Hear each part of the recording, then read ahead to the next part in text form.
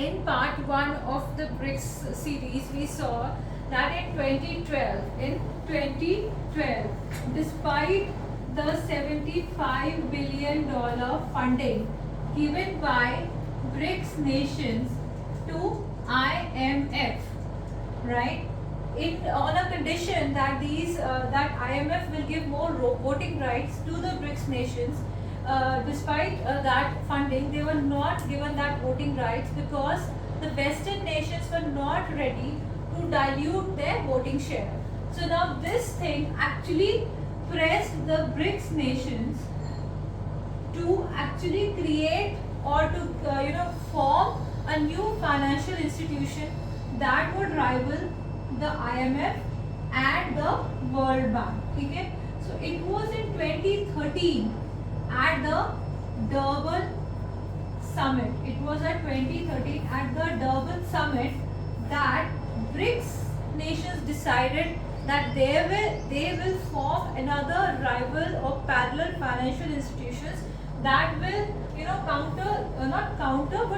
rival these institutions and try to bring down the Western dominance in the global economic order, right?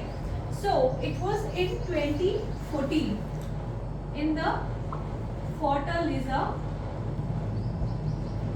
summit that was held at Brazil. ठीक है? So Fortaleza summit में Fortaleza declaration लिया गया था, where it was decided that BRICS will form its own financial institution known as the New Development Bank or the NDB. कहाँ लिया गया था? Fortaleza में, Fortaleza, Brazil in 2014. Right? This bank actually was established in 2015, but the decision was taken in the Fortaleza summit only, right? So 2015 में decision लिया गया था that BRICS will have its own new development bank to counter, in this case, the workings or replicate the workings of the World Bank. The World Bank, we all know, tries to give funds to various nations who are raised for infrastructure and other similar projects, right? तो new development bank को भी उसी lines पे उसकी working decide की गई थी that it will also help nations to build infrastructure in different areas, right? So that was decided. Now new NDB का जो हेडक्वार्टर्स हैं they are at Shanghai in China. The first president of NDB was K.V. Kamath, who was from India, right? K.V. Kamath, who was from India, and the current president is Mrs. I think Dilma Rousseff. Yes, the current president, new president, she has been just selected, Mrs. Dilma Rousseff, S-E-F-F, Rousseff, ठीक है? ये 2023 में ही इनका वो हुआ है, ठीक है? She has been formed the president, right? Now there are some important points which define NDB. One, that all the BRICS nations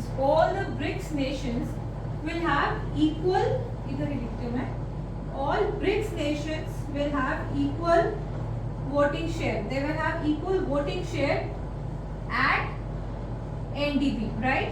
Secondly, no country out of BRICS will be given a veto power. No veto power, right? Which is there in case of UN. जो हमारे UN के जो security council के members हैं, तो 5 permanent members हैं, उनके पास veto power रहता है. But in case of BRICS, no country was given veto power, and all the decisions of the bank are to be taken by way of consensus, right? So these 3-4 points were major underlying factors of the NDB. Another thing was that NDB also said that any member country of UN can be a part of NDB can also join New Development Bank, but the voting percentage share of the BRICS nations cannot go below 55% in any case. ठीक है? So that was also said कि कोई नया country अगर join भी करता है, so no, they can join, but the voting share of BRICS nations will not go below 55%, right? So that was said. In fact, in 2021, 4 new countries which were outside of BRICS. They joined the New Development Bank. That is Uruguay. Then we have Egypt. Then we have Bangladesh, and we also have UAE, United Arab Emirates, right? So they have also joined the New Development Bank. Now New Development Bank के 2 key objectives क्या हैं? एक तो है they fund the infrastructure projects. Infrastructure projects को fund करेगा, and secondly to fund sustainable development projects, right?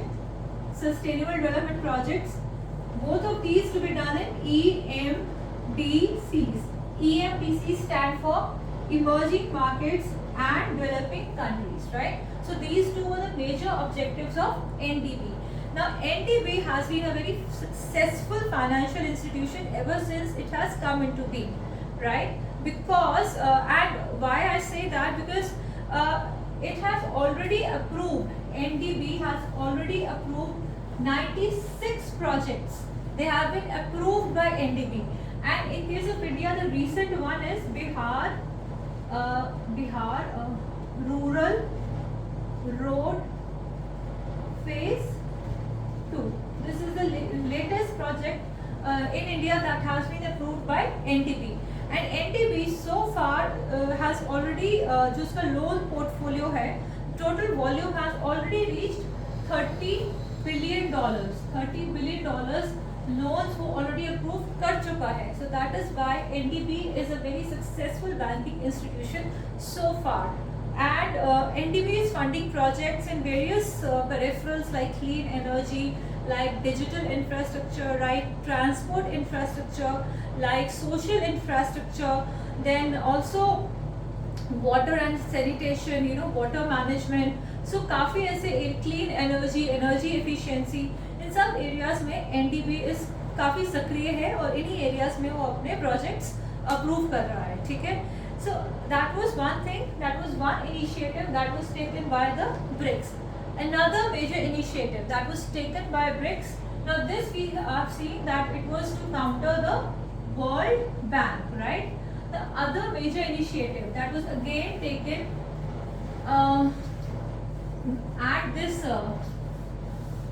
Fortaleza, you know, declaration only, that was the CRA. ये भी साइन किया गया था under Fortaleza declaration, that is contingent reserve arrangement. Contingent reserve arrangement was also signed in 2014 Fortaleza declaration. Now this was to replicate the functioning of IMF. IMF क्या करता है? IMF उन countries को फाइनेंशियल असिस्टेंस देता है who are in some urgent need, जिनके पास liquidity crisis है या BOP क्राइसिस है, that is balance of payment crisis, या कोई और फाइनेंशियल आपदा आ गई है, तो उनको IMF असिस्ट करता है in terms of giving finances.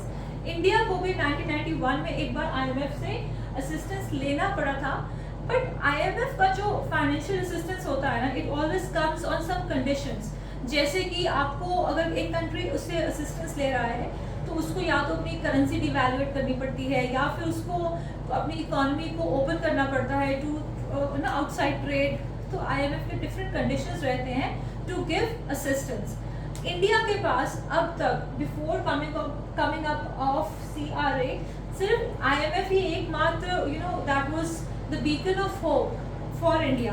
But after CRA now India also looks up to this particular initiative for any kind of help, right? So CRA also has been very successful so far to give the BRICS nations the liquidity support in return of various currency swapping arrangements. अब CRA में initial जो funding दी गई थी वो $100 billion की थी, which was chipped in by all the BRICS nations, right? इन सब में से चाइना का जो कंट्रीब्यूशन था वो मैक्सिमम था, it was $41 billion. Contribution of India, Russia and Brazil was same at $18 billion, and South Africa का कंट्रीब्यूशन था $5 billion, राइट? तो इनिशियल फंड ऑफ $100 billion जो चिप इन किया गया था, so this is how it was divided. Okay, so this you should know. And another thing which is also very important is that these two initiatives, help the BRICS nations to increase the South-South cooperation. South-South cooperation. Now South-South cooperation क्यों कह रहे हैं? South in terms of international relations या जब हम global economy की बात करते हैं तो साउथ को रेफर किया जाता है डेवलपिंग नेशंस के लिए, इमर्जिंग मार्केट्स के लिए, right, EMDCs. So these nations are often referred to as South, whereas the developed nations like EU या फिर American nations, US, Canada, these are developed nations. So these are referred to as the northern economies. Okay. So the South-South cooperation is the enhanced way, right? So their stature at the world level increase. So it is said that with time, their economic dominance at a world level will also enhance if these both initiatives continue to work as they were proposed initially, right? Now, apart from this, there were also some proposed initiatives. Like I said, ये तो दो initiatives थे which were already taken up by BRICS, right? Now there are few proposed initiatives. So first one is BRICS reserve currency.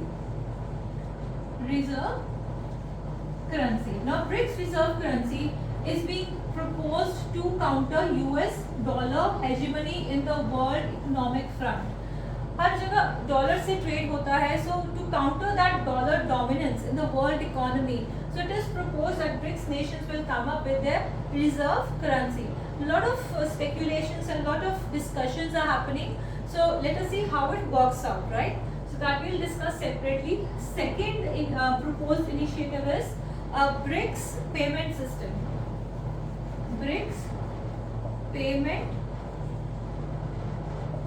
system. Now BRICS payment system has become more important in recent times ever since Russia has been chucked out of the SWIFT payment system, which is the present payment system again dominated by the Western nations, right? So Western nations, ever since Russia has attacked Ukraine, so it has stopped Russia, or it has just taken out Russia from this payment system.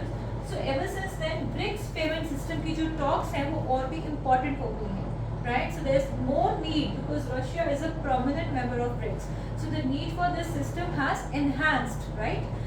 Third जो proposed initiative है payment system, then we have a credit rating agency, BRICS credit rating agency. Now BRICS credit rating agency, now जो credit rating agencies जो आजकल commonly हैं, for example we have Fitch, फिर Moody's है, these are very important because इनकी जो ratings होती हैं they are considered all over the globe, and जो इन्वेस्टर्स होते हैं they often consider this rating, वो इसको मद्देनजर रखते हुए ही डिफरेंट प्रोजेक्ट्स में इन्वेस्ट करते हैं, राइट? बट ये माना जाता है because these credit rating agencies are based in west, so they tend to favor their ratings in in favor of the western nations. तो जो southern या emerging economies हैं, EMDCs हैं, उनकी जब projects को evaluate किया जाता है तो it is said that these western agencies do not give them a good rating, ऐसा माना जाता है. So because of this the BRICS nations are trying to speculate and they're trying to come up with a BRICS credit rating agency, right? Fourth is a submarine cable. Now submarine cable we all know is used for internet all across the world, but these cables go under the seas. Now presently major infrastructure जो है it is again dominated by West. Now it is said that there are fears of surveillance over the internet in these EMDCs. That is why, out of privacy and out of security or out of cyber security concerns primarily, ये चीज़ भी proposed है, right? Now apart from all of these, BRICS is also trying to expand its arena, expand its working. So now, apart from just working on the economic front or working on the security front, it is also trying to work on various strategic issues जो इन हमारे इस part of the world में prominent है, like the Taliban takeover of Afghanistan, terrorism, then piracy. These issues are also being discussed by BRICS nations at their summits. Climate is being discussed, then we have energy, importance of energy security or clean energy, right? The importance of carbon footprints. Then we have various maritime security issues. So ये सब भी आजकल BRICS nations consider कर रहे हैं, right? So that is why the importance of BRICS has grown over the years. But now in the next part, or the last part of BRICS, we will see how the stature of, what is the present stature of India in BRICS vis-a-vis, because of the various happenings and developments that have taken place in the recent years, right? And I will also take up the paradox that the BRICS as a grouping or as a block is faced with, right? I hope you like the series, and please leave your suggestions and comments below, and thank you so much for watching.